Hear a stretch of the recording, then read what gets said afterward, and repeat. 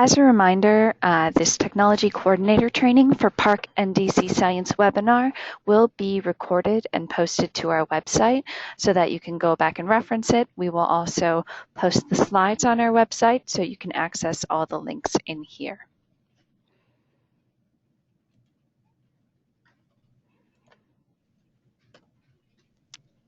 So our agenda for today, we're going to go over the role of the technology coordinator in PARCC and DC Science, preparing student devices for testing, pre-caching test content, troubleshooting during testing, and resources to learn more and where to find assistance.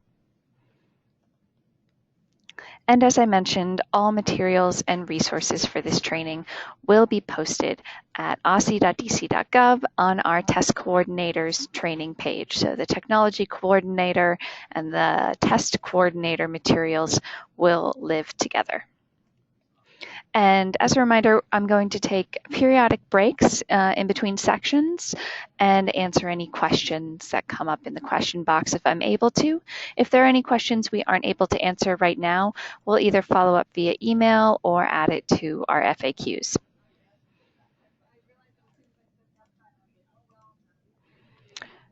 So what is the role of the technology coordinator in PARCC and DC Science? A technology coordinator may serve at the school or LEA level and may support one school or multiple schools. The technology coordinator or coordinators assist the LEA or school test coordinator in preparing administrator and student devices for secure testing according to the vendor directions. For example, downloading and setting up TestNav apps on student devices, pre-caching test content to a designated device. And those are tasks that we're going to go over today. And the technology coordinator may also assist in troubleshooting any technology problems that arise.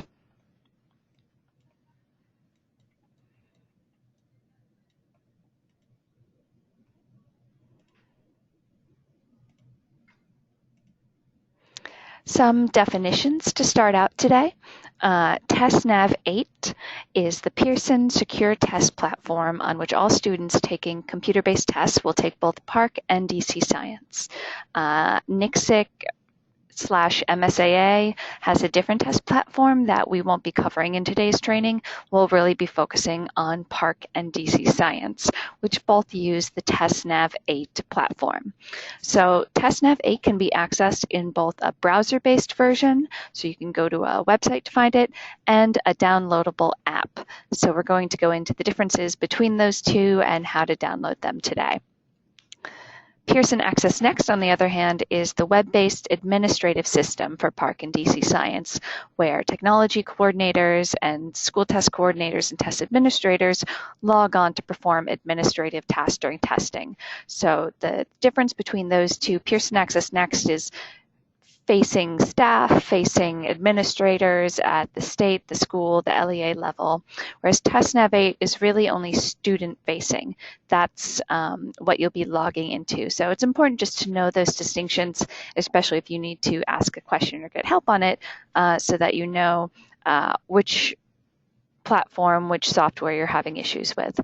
parcc.pearson.com. Almost all the resources we'll go over today will be linked back to parcc.pearson.com, anything consortium-wide. It's the hub for all PARCC resources, including guidelines, manuals, and technology bulletins. And there are extensive technology bulletins and technology information available at parcc.pearson.com. So I highly encourage all of you to go to parcc.pearson.com under Technology Setup and explore the resources available there. One of the good things about PARCC is that it, and Pearson and TestNav 8, is that it works on a wide variety of school setups and a wide variety of devices, but we may not address in detail in this training the specific devices that you'll be using during testing. So for that reason, it could be very useful for you to dive in a bit deeper, knowing your school's specific situation into those technology guidelines for the devices you may be using. And student device is the next term I want to define to start out today. So student device is any device a student uses for testing, such as a laptop, an iPad, a Chromebook, a desktop computer. So we don't just say student computers because it also encompasses other devices like iPads that students might use for testing. But generally, student device means a student computer. If you're an experienced technology coordinator this year, if you coordinated computer-based PARCC and DC Science in your building last year, I want to make sure that you take a look at the summary of anything new in PARCC technology this year. It's called the Pearson Technology Crosswalk for Spring 2016, and it highlights any changes that have been made since last year. There's a crosswalk document as well as a webinar recorded by Pearson staff that walks you through all the new bits and pieces of the crosswalk and new functionality available in both TestNav and Pearson Access Next. So if you're an experienced test coordinator, I would recommend taking a look at the crosswalk to see what may have changed since last year. We will hit up several of those topics today, but that webinar and that crosswalk could be a good resource for you to print out and refer back to later if you have any questions. So here we just have an overview of technology coordinator tasks, and that's basically what we'll be going over today. These timelines are fairly rough. It really depends on your school. Hopefully there are some things in here that you may have already done, but we try and give you a guideline of where to be at different points in time. So right now you can still be identifying compatible student devices needed for testing, downloading and setting up TestNav apps, configuring your network, identifying a computer, and scheduling an infrastructure trial. Those are some of the sort of early tasks for a technology coordinator. As you get closer to testing, you should start configuring your network for TestNav. And once all students are placed in sessions and all accommodations are correct, so here there's a little bit of dependency between the school staff focused on instruction. You know, you might need to work with your special education coordinator to ensure that all students are up to date in Pearson Access Next, because there are certain technology tasks that shouldn't move forward until you've got all your students set, which is why we sort of leave them up to a week or two before testing. And conducting an infrastructure trial, you can also absolutely do that earlier if you'd like, but a week or two before testing will hopefully leave you enough time to resolve any issues you encounter and change anything you need to change before the actual live test. And we'll cover all these in detail.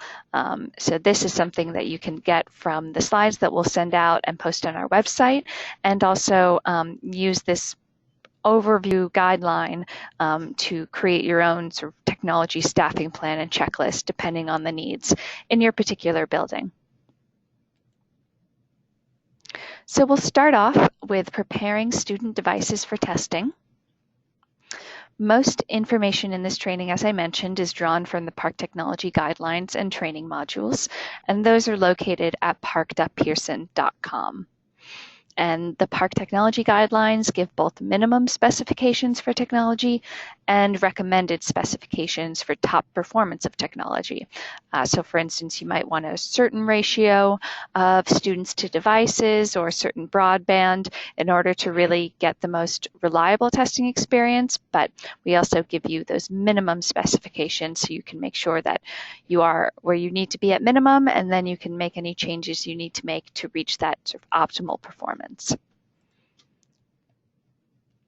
One tool I wanted to point out, if you haven't already used it, especially if you're a school new to testing on computer and you're trying to figure out what devices you need to use, how many you need to configure, the PARCC Technology Capacity Planning tool can really help you assess your needs.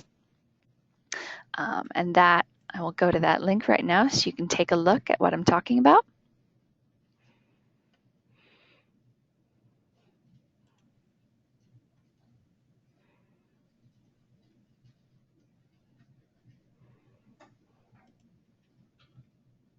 So on this website at parconline.org, you have the technology guidelines, some overview as to supported versions of different browsers, but really a good link to different school readiness planning. So the capacity planning tool is both in an interactive version and in a print version that you can print out, but it helps you look at both devices, things like wireless access points, your broadband network, ratio of students to testing devices.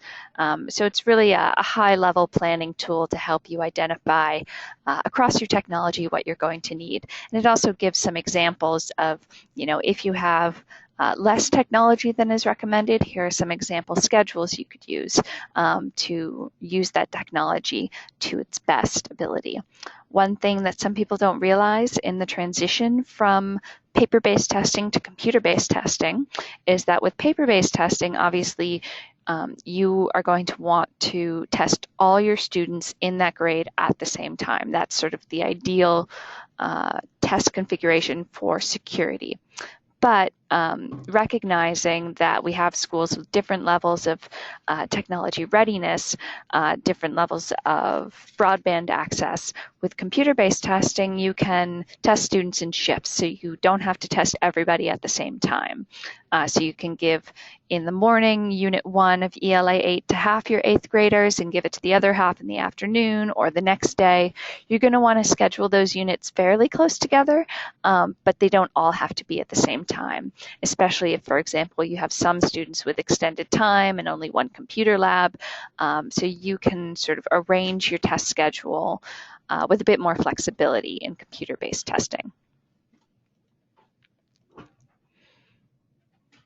Going back to our slide deck, as I mentioned, TestNav 8, the secure test platform, is compatible with a very large number of devices, including Chromebooks, which many of our schools use, iPads, and most laptop and desktop devices running recent versions of Windows and Mac operating systems. Also, Linux is compatible with TestNav 8.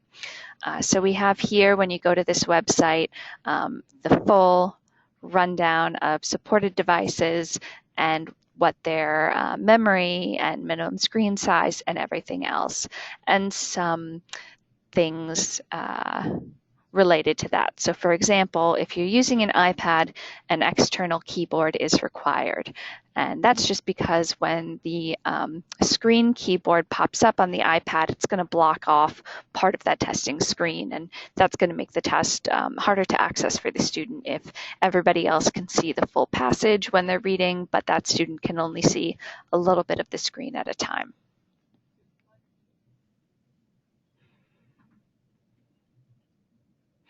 And if you scroll down on the student device requirements, it also gets into the browser-based software requirements and the installable app software requirements for each operating system, which we will get into in detail right about now.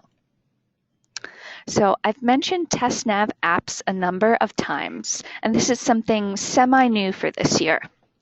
Last year, in 2015, Chromebooks and iPads had a TestNav app that could be downloaded and really made for a smoother test experience in most cases that we heard of. The apps do not have any Java dependencies, so any of you that tested on laptops or desktops last year probably experienced at least 1 or 2 hiccups related to Java. If Java pushed an update in the middle of testing, it could disrupt your testing experience.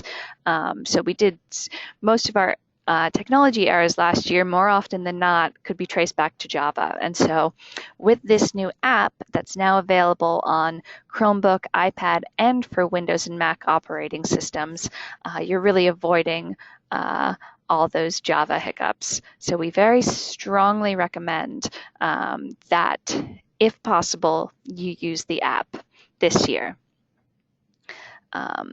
There are some cases for certain types of tests where the app wouldn't work and you would need to do the browser-based software, the browser-based TestNav. The main example of this is a student that needs screen reader assistive technology. And this is not the same as text-to-speech. Text-to-speech does work on the app. The screen reader is a case where a student is using a separate software system that reads aloud to them, usually for students with a visual impairment, not the same as text-to-speech. That version of the test will need to use the browser, but almost all other versions of the test work great on the app. You can also access the practice test from the app and the infrastructure trial from the app. So when you download the app, you'll see options to choose, PARCC DC, but there'll also be a PARCC practice environment where you can access all the practice tests, the infrastructure trials, the tutorials and all that. So definitely, if you have not done so already, explore downloading the app if you used browser-based testing last year. And you can learn more at this website here about downloading the app and app compatibility. So there are different versions of the app for Chromebook, iOS, Windows, Mac, etc. And do note, this is in the technology specifications, but the main security setting for these apps is that they should be set to kiosk mode in most cases for secure testing. So all that instruction is there on the website when you download the app, but that is basically so that when students are using the app to access secure testing, they can't access other apps, or no other apps will sort of disrupt them with notifications, etc. So browser-based TestNav is still available, but as I mentioned before, we strongly recommend using the app if possible, with the exception of students who need screen reader. And I think in DC last year, that was probably in the single digits of students who needed that accommodation. So in all likelihood, the app will work well in your test environment. One thing to note about browser-based testing, if you're looking into it, this year the Chrome browser is no longer compatible with TestNav. So Chromebooks still work great, Chromebook app still available, but the Chrome browser no longer works with TestNav. And you can find more information on installing browser-based TestNav at this link below. We have a question, does the web-based version still use Java? Yes. So if you're using the browser-based TestNav as opposed to the app, you will need to do some additional configuration on your browser, and you'll need to think about Java updates and make sure that you're updating Java. It's not insurmountable, but it can be a headache in certain cases. So if possible, definitely look into using the apps.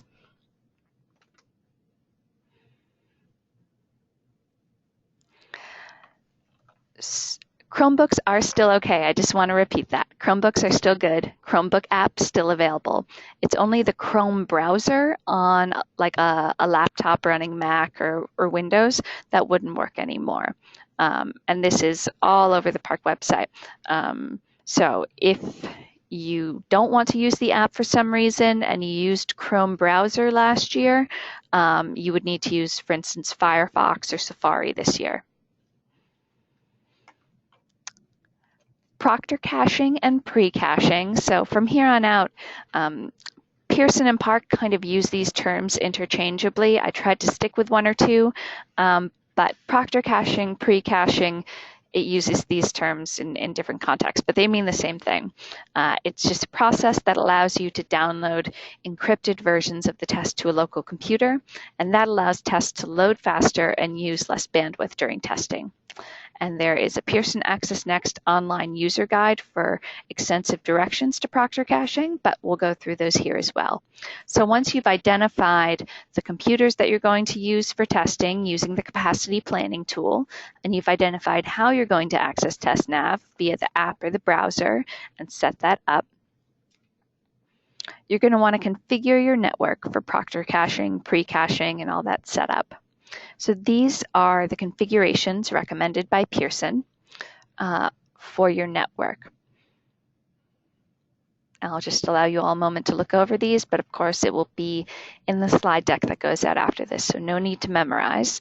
But these make sure that any firewall settings and content filters that you have set up on your network don't interfere with testing.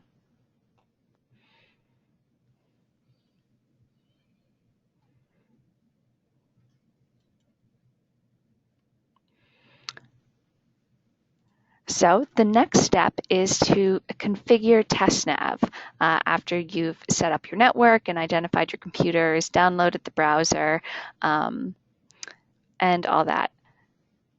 So configuration only needs to be done once per campus and should ideally be done prior to creating test sessions, but that's a little bit flexible. So what you would do is log in to Pearson Access Next to configure TestNav and Proctor Caching. If you don't yet have access to Pearson Access Next, that backend platform I mentioned earlier, speak to your school or LEA test coordinator. They can create a login for you.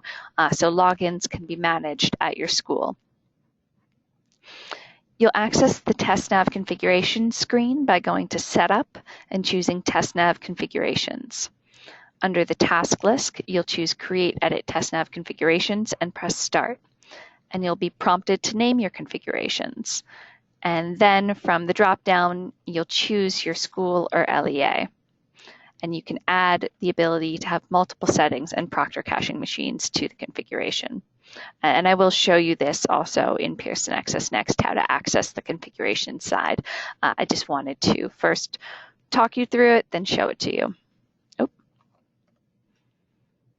And going on, these are the rest of the directions that you can refer back to later for configuring TestNav. So you're going to identify your Proctor caching machine. So when you configure TestNav, you should choose a Proctor caching machine for that building or for those schools.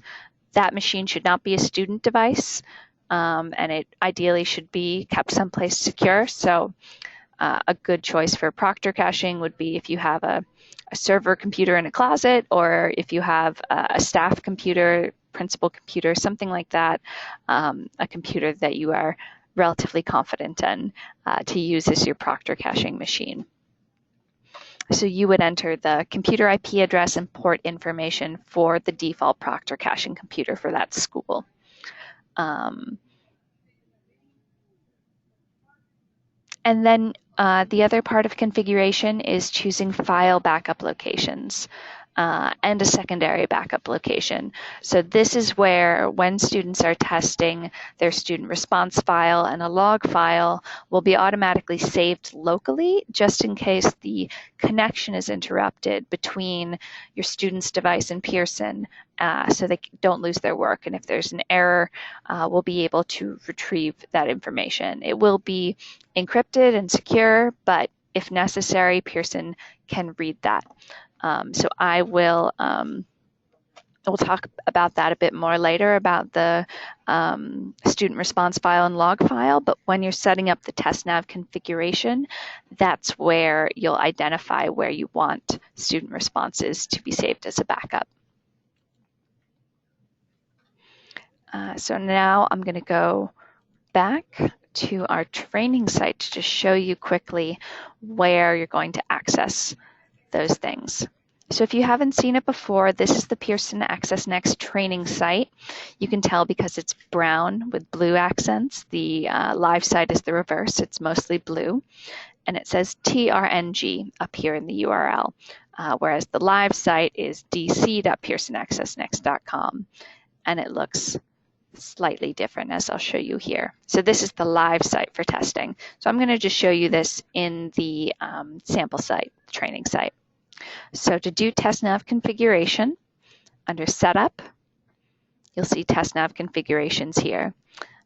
If you don't see TestNav configurations, or if this doesn't work for you, you probably need the technology coordinator role added to your user account. So you can ask your school or LEA test coordinator to give you that special user permission to set up TestNav.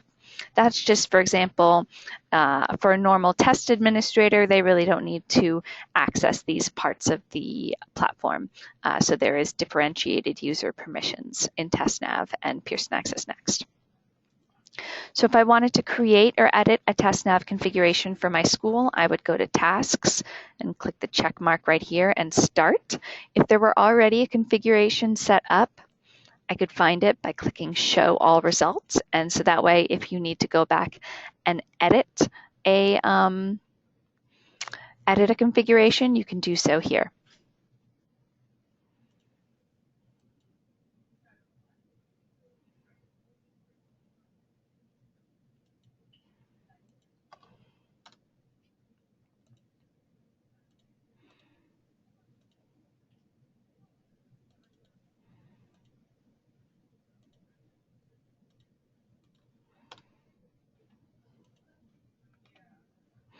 So I think the issue here is that I actually don't have a technology coordinator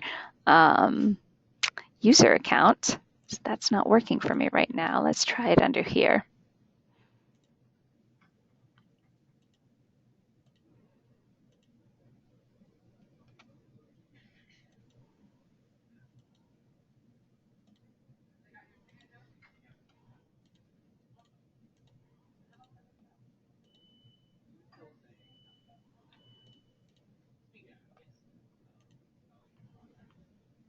All right, well, I'll add some screenshots in later to this presentation, and you can refer back to those if you need help, but all the step-by-step is written out here. So if you go back to the checklist, you'll notice that TestNav configuration and Proctor caching are separate things. So TestNav configuration you can do as soon as you've got your Proctor caching machine identified and all your IP addresses identified. But once TestNav is configured and students are placed in sessions, and that's something that your test coordinator will know about, that's something it's required to place students in sessions in order to complete your test plan. So that should be done about 1 to 2 weeks prior to testing. And make sure all test sessions are created before the test session, before you pre-cache. And that's just going to ensure that you cache all the content needed. So pre-caching does require use of a Java applet. So I know I said no Java before, but this is one instance where from your computer, when you're doing the pre-caching, you do need to have Java updated. So you'll go to Testing and Sessions. You'll search and select the sessions to set up using Proctor caching. You'll open the task list and select Precache Test Content and click Start, and then click Precache, and there'll be an information screen that appears to let you know the progress and the parameters being used. And at the same time, a separate sort of external application will open from the web. And from that application, you can view the caching progress. And there's extensive directions in the Pearson Access Next online user guide. And that's found in Pearson Access Next under Support and Documentation. So going back to the training site quickly to show you those places that I just mentioned.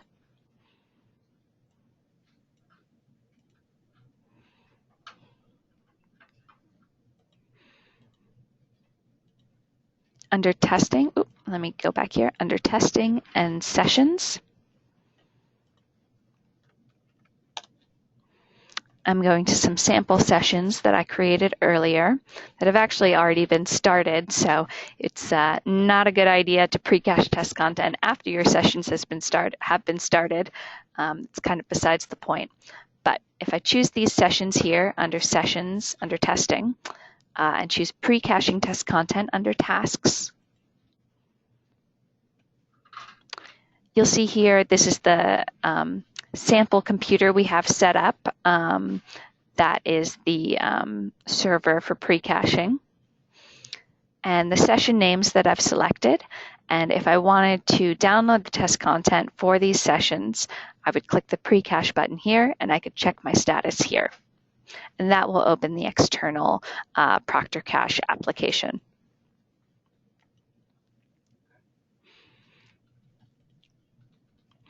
We did get a question about what will happen if Java doesn't update after you've set up your pre-cache.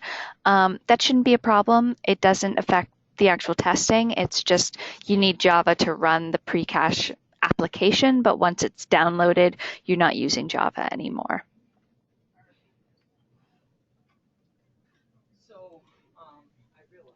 So later in testing, if student tests are updated after you initially cache, so say you do the Proctor caching 2 weeks beforehand, and then a couple days beforehand, the test coordinator comes to you and says, oh, I changed XYZ tests, I caught this error. It is recommended, just as a matter of practice, that you refresh the cache on the Proctor caching computer about 48 hours prior to live testing beginning. So if you're starting testing on April 15th, on April 13th, you'd go and refresh the cache. And to do that, you would go through basically the same steps, testing sessions, and you'd select your test session, select pre-cache test content, and that will open the Proctor Cache application on your computer. for whatever sessions that you're refreshing. So after you've done all this, you can use the system check before testing as a quick check to test the bandwidth capacity of your environment, to validate that the Proctor caching machine is functional from your computer lab, and to use the TestNav 8 login credentials to validate that TestNav has been properly installed. So there's system check and system check user guide. So after you've set up your student test computers and configured your browser, configured your network, downloaded the app and whatnot, you can use system check to check that you've done it all correctly. So I've mentioned infrastructure trials a few times, and I hope that most of you are already familiar with infrastructure trials.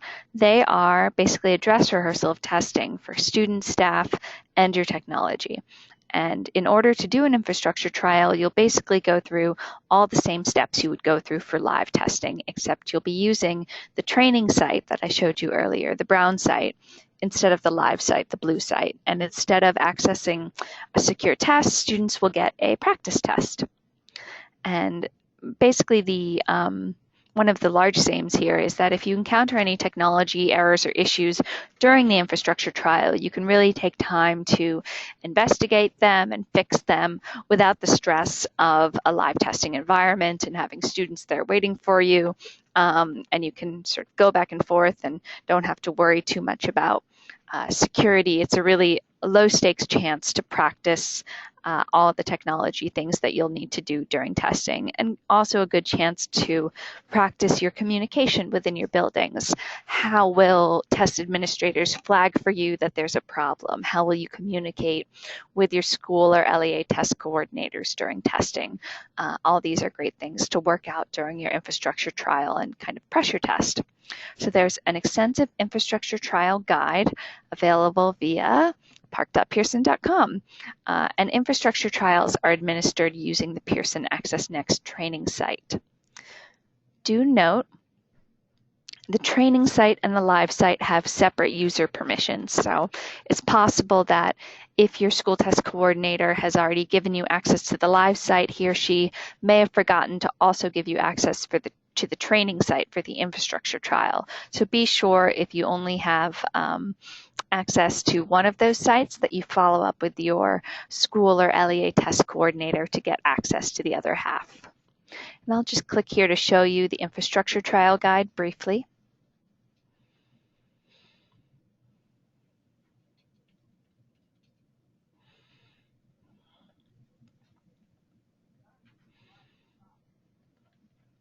So you'll see it's very extensive directions for the infrastructure trial guide, particularly because you're going through basically all the same steps that you would. And we heard last year loud and clear from the folks who did it that an infrastructure trial was very helpful. So especially if you're a school or a coordinator that's new to computer-based testing, we strongly recommend doing the infrastructure trial. We got a question. Do the PNPs have to be updated before running an infrastructure trial? So there are multiple ways to do this.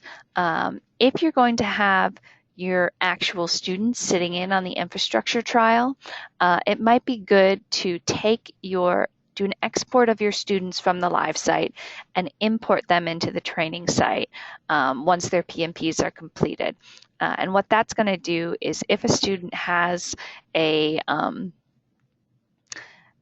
accommodation that's related to the computer, for instance, text-to-speech would probably be the most popular one. If your student has a text-to-speech accommodation, when they log in to their test in the infrastructure trial, they will get a text-to-speech tutorial instead of the normal practice test, and they'll get a text-to-speech enabled practice test. That's really only necessary if you're planning to use the infrastructure trial as your main chance for students to experience TestNav 8 and practice using those accommodations. It's also possible to run an infrastructure trial just generating sample students. And so rather than getting a student test ticket that says Bonnie O'Keefe and will link up to my specific needs, I'll just get a ticket that says, sample student 25 and get a generic practice test for my grade and subject area. So that way, if you're planning to introduce students to their specific accommodations in a different environment in class, hopefully they've already seen some of the tutorials and practiced using things like text-to-speech, then you don't necessarily have to have all your PMPs updated before running the infrastructure trial. It really depends on how you want to use it. If you do the sample students, then the PMPs are not an issue.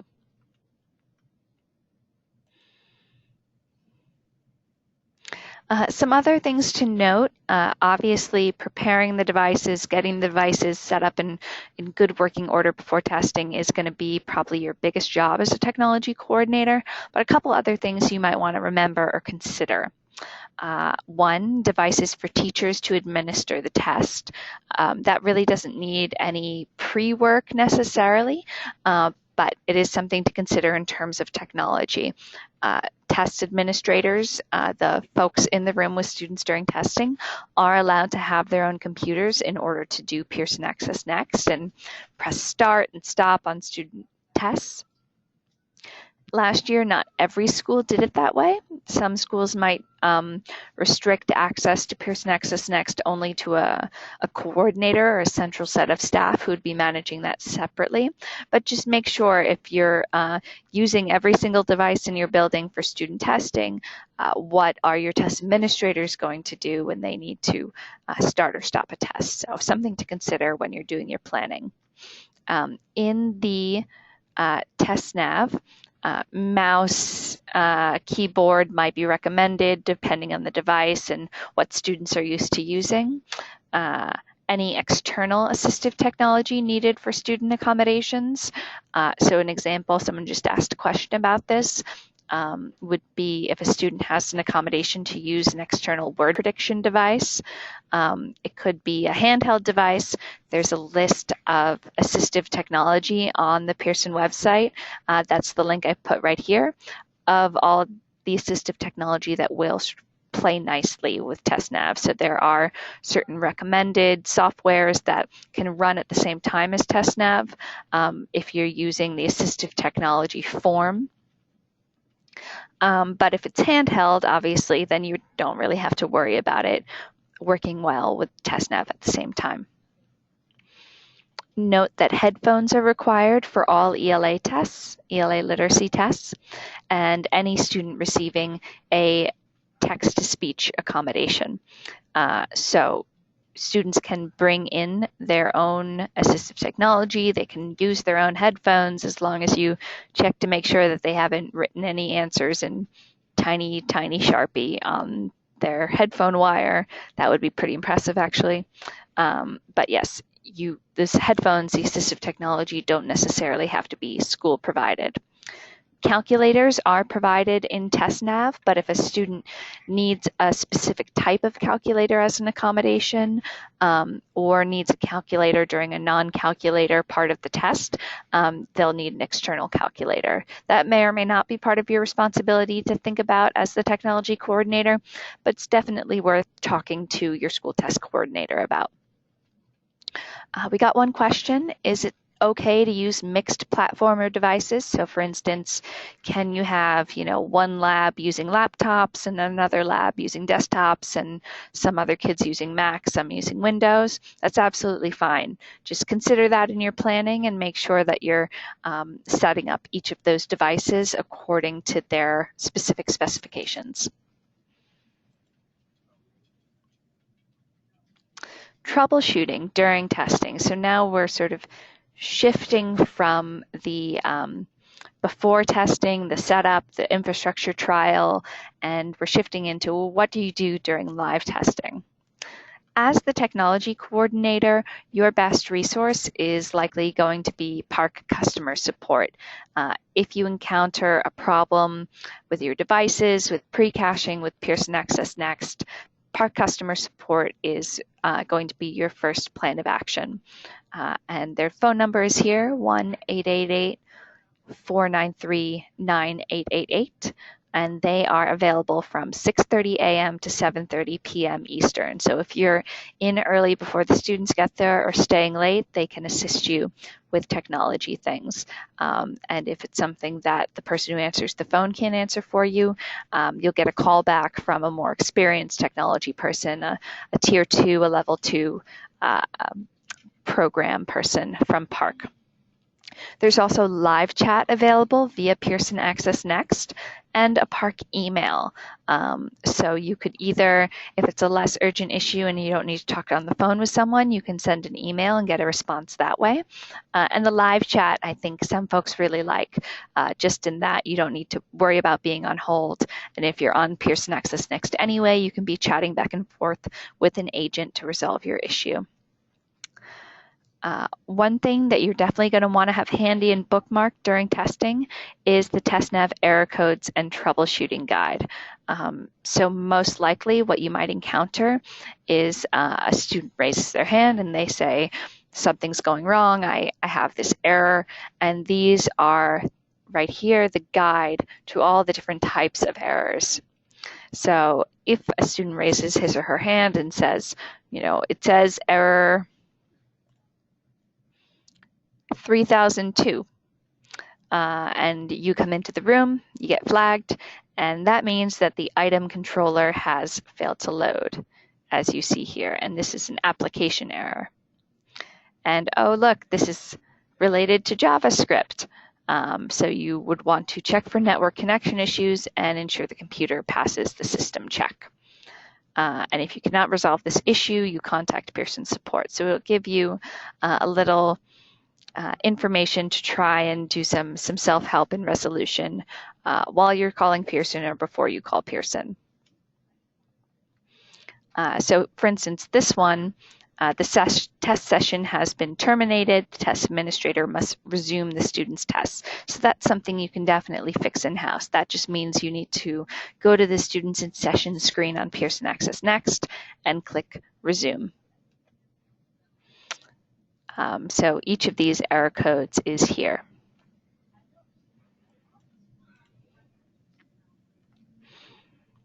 And some of the most common errors that you're going to see come from the TestNav early warning system.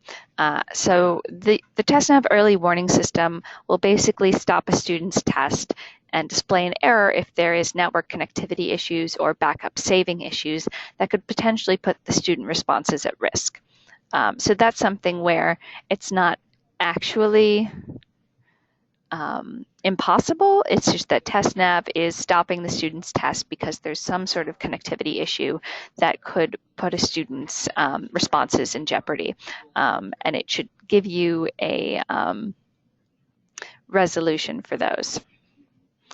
If you'll see early warning system triggers, sometimes the answer to these is just to refresh your Proctor Cache, and it gives you a scenario for each of these errors. So those are all the 1,000 errors, the TestNav early warning system. So if you see a 1,000 error, you can come to this website and see the best thing to do. So here, exit the test and maybe try again on another computer or check your network connectivity.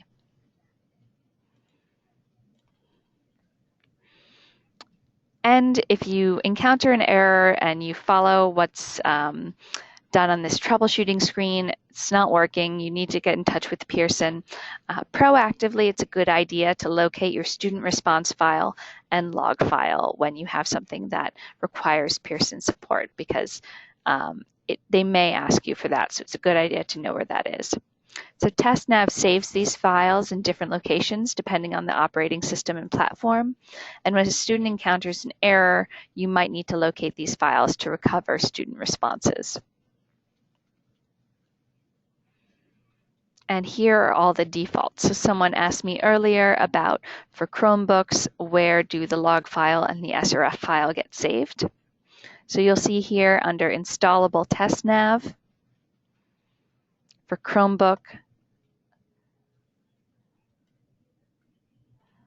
this is where it would save.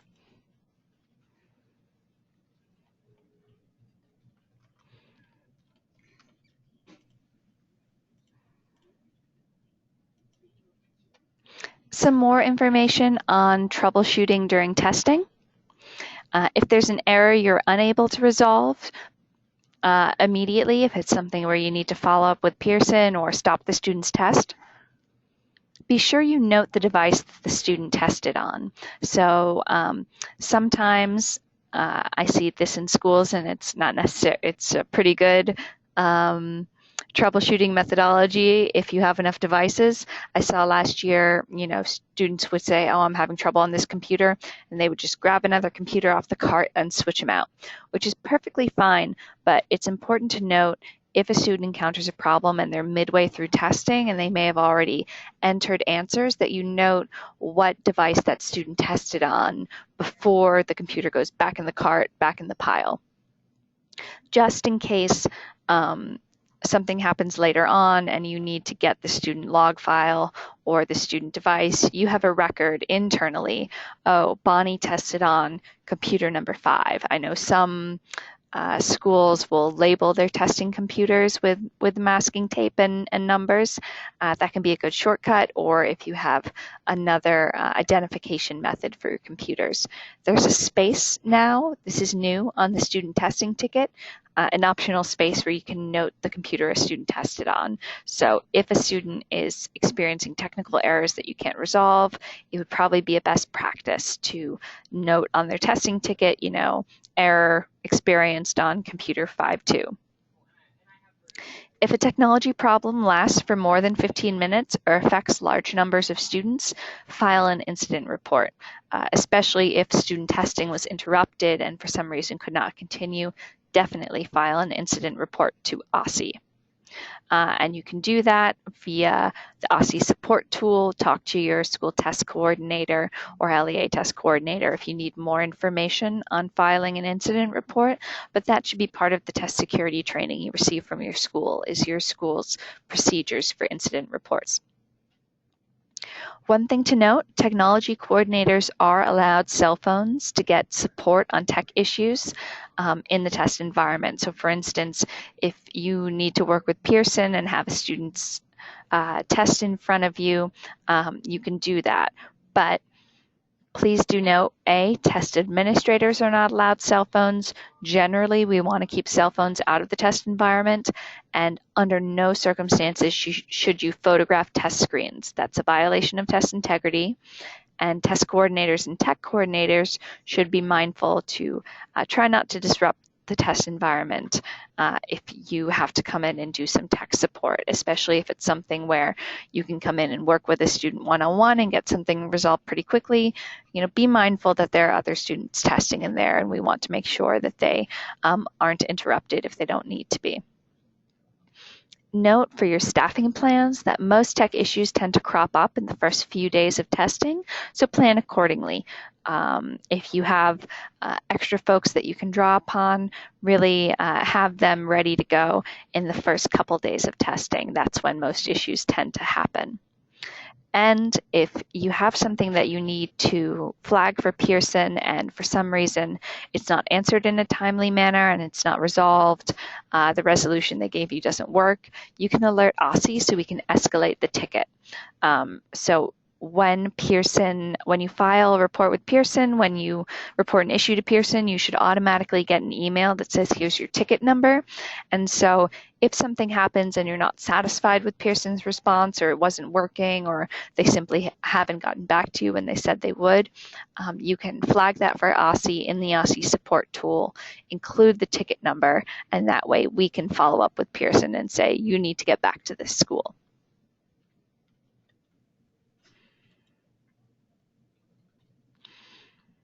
So after testing is complete, you should purge your cached test content. And that's the main task for tech coordinators after testing, is to purge cached test content. And this is also something that will be done via Pearson Access Next. So you go to testing and then sessions. You search the sessions that you want to purge. And remember, this is only after all testing is done. So don't worry about this until all testing is done and you're doing all your closeout tasks. You're going to open the task list and select precache test content and start. And under view status, you can open the Proctor Cache application in a new window. And from that application, you can refresh downloaded test content, reload content, or purge cache test content. So after testing is done, there's not much point in refreshing. The students are already done. So you'll want to purge content from the cache there. Depending on your browser setting, in some cases, you may not see the View Status button from the Proctor Cache screen. So just check your settings to allow the script, as the configuration I showed earlier showed. Re-enter your information and restart your connection. And you can filter your list using the drop-down menu and select the test to purge. So this is something that you probably won't need to remember until May, until after all testing is done. And just something to note to come back to later, because that really is the main follow-up piece.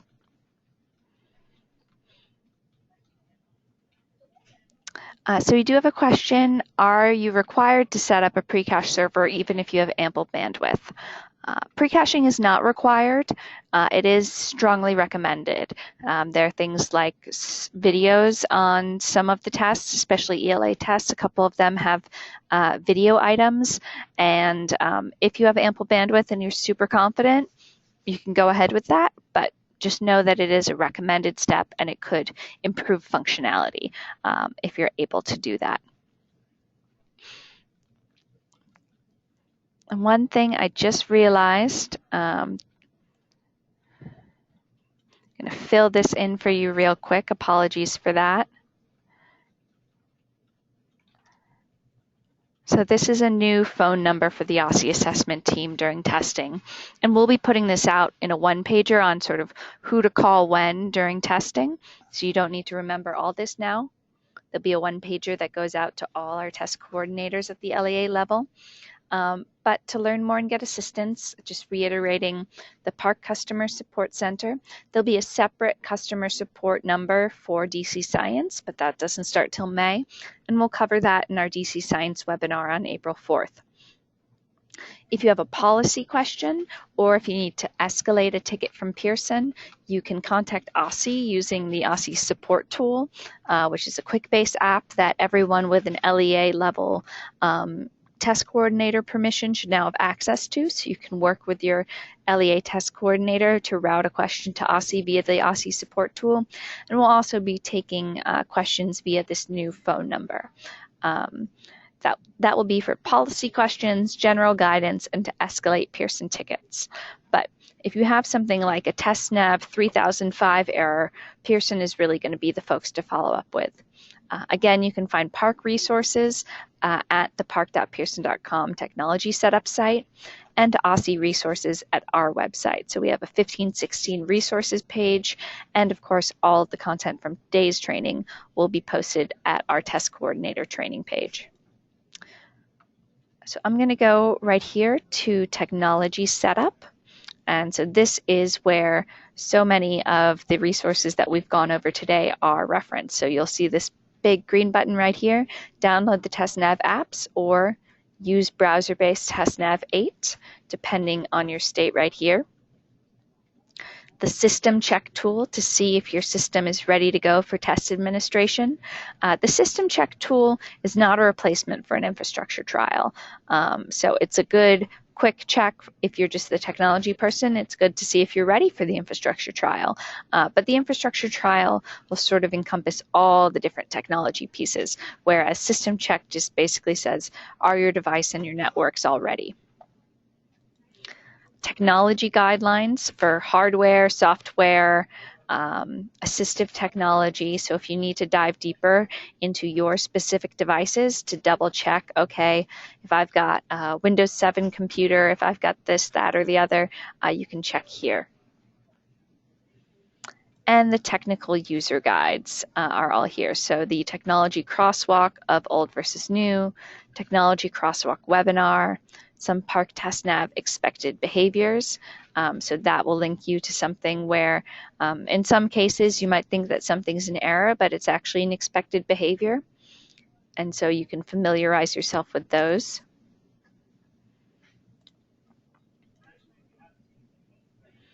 the infrastructure trial guide, and many, many more things. So setup guides for the TestNav app. That's definitely an important one. So here's a PDF setup guide for setting up the TestNav app, step-by-step instructions. And by request, I'll go through to show you where today's training materials will be located.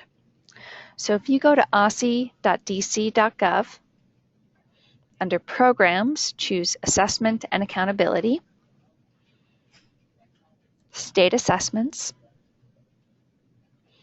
and down here, there are two ways you can get to these materials. One is by clicking on Test Coordinators Training. So this right now has the materials that we went through with all your test coordinators a couple weeks ago, but we will be adding this training and this recording to this page at the end of the day today.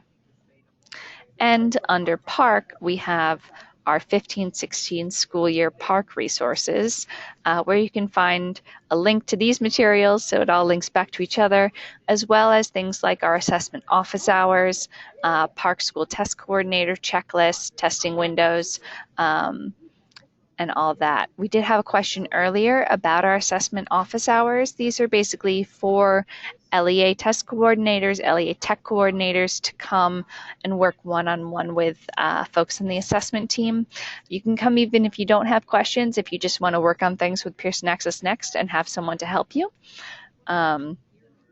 You'll see that we have one coming up today. Someone had a question about that. That's 3 to 5 p.m. in room 806A here at OSCE at 810 First Street Northeast for your reference.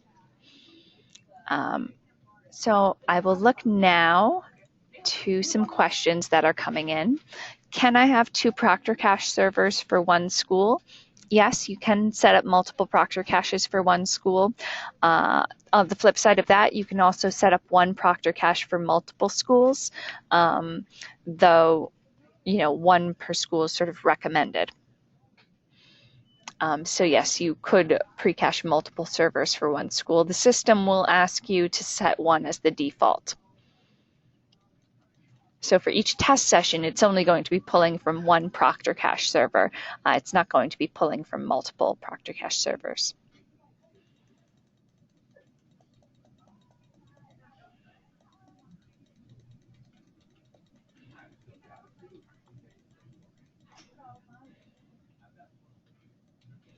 All right, we did go through where to find the SRF files for your particular devices, but yes, log files and SRF files are saved on every device, so that does apply to Chromebooks as well.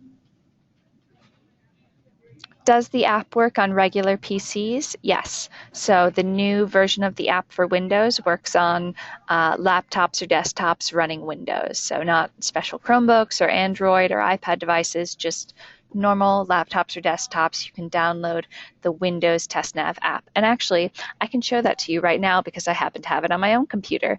So you can download the TestNav app on your own computers to test it out. And I'll open that up for you right now. So it just appears on my program list as a normal program. And you all will see my picture of my dog shortly as this loads up. But I think it could be useful to take a look at what the TestNav app actually looks like. Just takes a minute to open.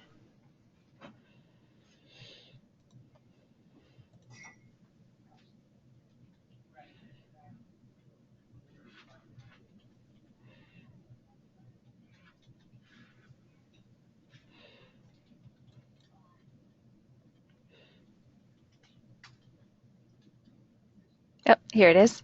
Yeah, the loading time I don't think is typical. Just note that I have a very old computer. I'm not sure if my computer necessarily would pass the test for system check or necessarily be one that you want to use during testing. Maybe it meets minimum specifications, but probably not recommended specifications. So here, when you sign in, at first, it'll ask for the sign-in. If you're doing a, this is just because I've logged in before, but if you're new to TestNav, this is what it will say at first. And so if you were going to live testing, you would set all the devices to District of Columbia, and you'll see the little picture of DC right here. But if you're just doing an infrastructure trial, or you want students to use the app to do training or tutorials, you would choose PARCC Training. And if you're doing an infrastructure trial, you would sign in, have the students sign in using the username and password from their test ticket, or choose Practice Test right here. And since this is non-secure right now, because I went straight to practice test rather than doing a sign-in, I'm not in kiosk mode and I can access other programs at the same time. But if you were running an infrastructure trial, or if this was secure testing, you wouldn't see all the other programs down here. It would really sort of lock out your browser and make it so that you could only access the test. So if I wanted to do the tutorial, I would start here. So this basically looks the same as accessing on a browser, except of course I'm in the app and I'm accessing it via the app.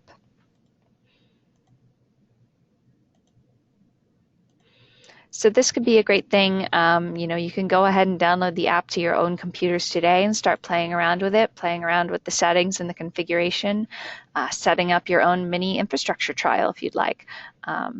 So all that is available to you. So if there's a question that you asked that we haven't gotten around to, we'll follow up via email or circle back to you in an email to everybody. And thank you all so much. I will leave the screen up for now, but keep an eye out for this training to be posted later today to our website. And thank you all for all your hard work in helping computer-based testing be a great success this year.